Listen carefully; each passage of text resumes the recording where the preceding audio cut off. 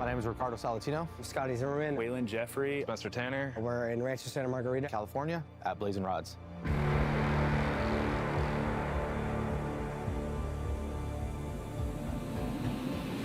The Blazin Rodz program is different from pretty much about everything you've seen in the past because first off, we're using 3D scanning technology, we're using printing, we're using design in the computer, and we're making things a lot faster. I was trying to come up with names to say what Blazin Rodz is. It's kind of like an easy quote, you know, but honestly, I really just feel like We're trying to mesh race cars with show cars, street cars, and not everyone does that. Most people, they're more on one side of things. They're either, oh, we build badass show cars, or, oh, we just build function over form race cars. We need a car that'll actually start. We're trying to take things to the next level. We're trying to innovate the industry, trying to do new things that haven't been seen out there before. The Chevelle project that we're doing, and there is some stuff on that car that I only dreamed about doing. What I see that's missing in the industry, if you look at cars from they were at SEMA this year and 10 years ago, they all got the same style points. They're all great, don't get me wrong. They all look nice, they're beautiful cars. But I feel like there needs to be some fresh blood in the water now. I feel it's time for things to get taken to the next level. I gotta take my hat off to the builders that are out there, but there comes a point in every industry where things need to change, and I think the Chevelle is what's gonna make that industry change.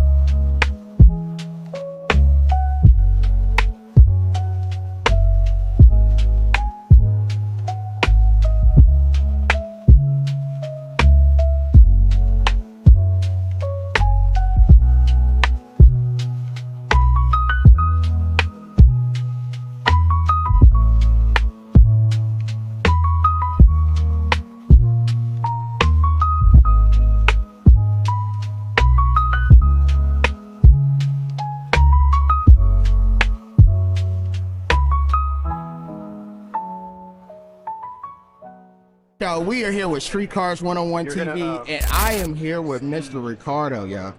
Look at this, y'all. Oh my God. Dude, all right. First things first, man. I read about what's behind Doughboy, but I got to know what's going through the mind of a person to come up with Doughboy, man. So, I mean, it was definitely a group effort, you know, with the team on, hey, what can we come up with that's so out there, so crazy for our first go around here at SEMA with our new company. And the idea was originally we were just going to build a Blazin Chevelle and just call it a day, right? But we're like, no, we can't do that. We gotta come swinging for the fences. And we're like, we need the whole concept behind it would say is we wanted a car that had the power of a drag car, so it's making 2,800 horsepower. Yes. Oh, it's definitely up there. We wanted the handling and style points of a GT Cup car, which is hence the wide body and all the that's carbon. crazy. But we wanted the interior of like your modern day hyper luxury car. So we wanted to blend that all together, but in a classic. And that's where we came up with Doughboy. So now, with so many ideas floating around, how long did it take to put a project like this together? If I told you, you'd probably think I was lying. But if we started this project October last year. So a year and a week, pretty much, to build this car, which is insane. It's nuts, man. Break this car down to me, man. Break down the engine, and we'll go from the interior and then the exterior, because you know I got to ask you about these tires. Okay. I'm a big guy about So tires. we want to man. start with all like powertrain stuff. Yeah, let's Okay. start with powertrain. Okay, so for power, we're running a 540 big block. That's a Brodex block. We have the 8385 next gen precision turbos on there. Like I said before, it makes 2,800 horsepower on kill mode, and then with no boost, it'll make 1,000. So just Still up there. right. So to go get groceries, we got 1,000 to go get them.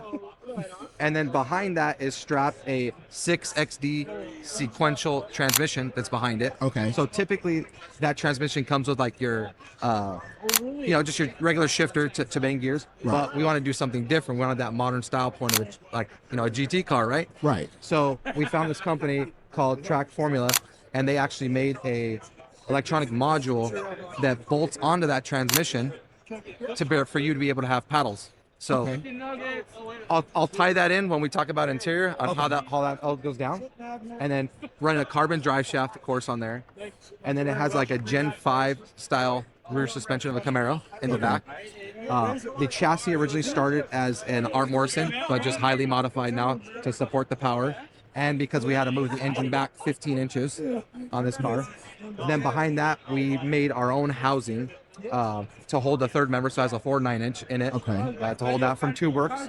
And then for the power, we need a big axles. So we have Series 30s axles on there, which are known for being on like Ultra 4 trucks. Right. So like big horsepower, big tire trucks, that's what they go on. So we put them on here to hold that power. So now, did you have to make a lot of parts in? Because I saw that this Yes. is 3D printed. Yes. So that is one of the big things that's new to me that I'm getting new to. So Everything on this car, besides the engine, transmission, and the nuts and bolts, we made.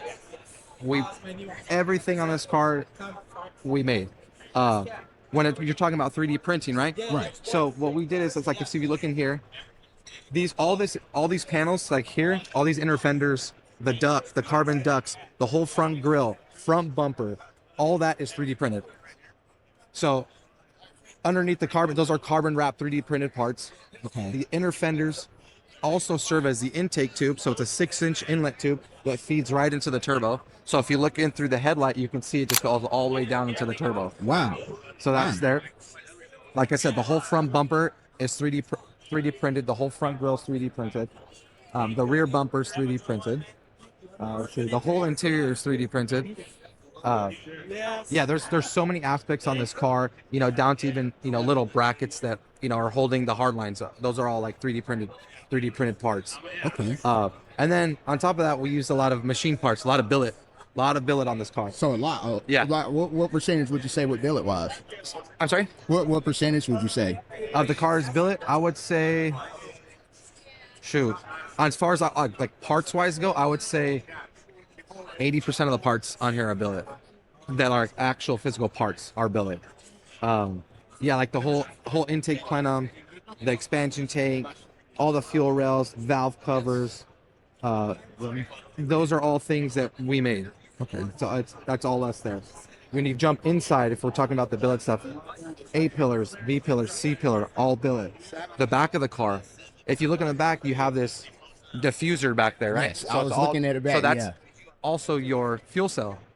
So your rear diffuser is your fuel cell. So we start out with a almost 3,000-pound chunk of billet, machined the part that we wanted on the outside, and then hollowed out the inside to make a fuel tank, because we wanted you to be able to keep your trunk. Man, look, when you say you swing hard. You definitely did. We're at the home run derby. Yes, I'm telling you. Another one. I'm telling you. So, tell me about his interior, man. So the interior was built by Avant Garde out in Florida. Okay. It's like I stated before, everything inside is all 3D scanned, 3D printed, 3D design. Jeremy and the guys over there are the ones who did this. The seats inside this car are out of a G80 BMW. So the carbon back seats. Right. Okay. So Right? And we just got them reupholstered. And then we took out where it usually says the M3 and it has our Blazin Rodz logo in there. So and all that stuff still lights up like factory, like OEM, like the Beamers. wow. And then, like I stated before, we have the billet, all billet, A pillar, B pillar, CV bar, harness bars, all billet. If you look down inside, there's a door bar that's down in here. This one right here, Yes. that's all billet. Mhm. Wow. All the suspensions, all billet. Like there's transmission is billet, rear end is billet. That means it's gonna be good. Hey, you can't go wrong with Billy. That's how I always Yeah. look at it. All right, now my big question. Now this is personal. The tires, these tires. What size tires are these? The back is running a 345 in the rear and a 325 up front. So typically you'd find that tire on the back of like your modern day That hypercar. tire's on the back of my car. Yeah. Right? That's my size. Yeah, that's the front tire on this thing. Yeah, the wheels are compression wheels, so that's actually our sister company. Okay. So that's the wheels we ran on here. Brakes are wheelwood brakes. We wanted something really flashy, so it's we took the brakes apart and we 24 karat gold dipped them just to give it that style point. Okay. Wait. Come on. Hold up. Oh snap. Yeah, those are 24 karat gold dipped on there. And then if we're like backtracking a little bit towards the 3D printing side, right? Right. So if you look at the exhaust on this piece right here, this whole down pipe, it's round, right? And it goes into the exhaust, which is a rectangle. So this part up to here, and this is all 3D printed, all 3D printed steel. And then on the car, you'll notice we have Wiggins clamps pretty much everywhere, all the purple clamps, right? Right. So we couldn't put an aluminum clamp on the exhaust because it wouldn't hold up to it. Right. So what we did is we took the design of a Wiggins and made our own clamp out of titanium and just used the clasps off of Wiggins. And then the exhaust tip, that's 3D printed as well.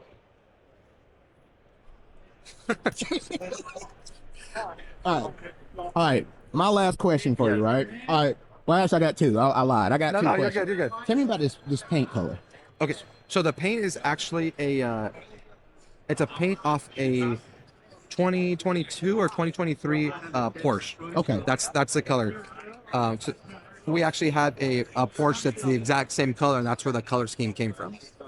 Okay. And then since we're talking about paint and body right now, the whole car is it's a steel wide body. There's no fiberglass. It's all steel wide body. There's no fiberglass on this car. All right. The only composite part on this car that's part of the body is the trunk's carbon fiber. It's a carbon fiber trunk wheel in the back. All right. So now my last question: does she get loose? Does Doughboy get loose? She does. Ugh. Yeah, she does. Tell you what, man. SEMA. What I've learned about SEMA, you see some of the most amazing things ever. My God, you did not disappoint. I appreciate it. I You really did not do. disappoint. I appreciate you taking the time to come check it out. And Oh yeah, man. I love numbers. The moment I saw numbers, it's like, oh yeah, I gotta stop by. Well, I'm not gonna hold you up, man, because I we're see good. everybody want to see this, man, and I don't want to be selfish like I really want to be. I really wanna be selfish, Enjoy it. Take your videos. Yes. Whatever you need, we're here. Well, man, thank you so much for your time, Appreciate it, man. Randall. I appreciate everything. Yes, sir. Thanks a lot. Thank you.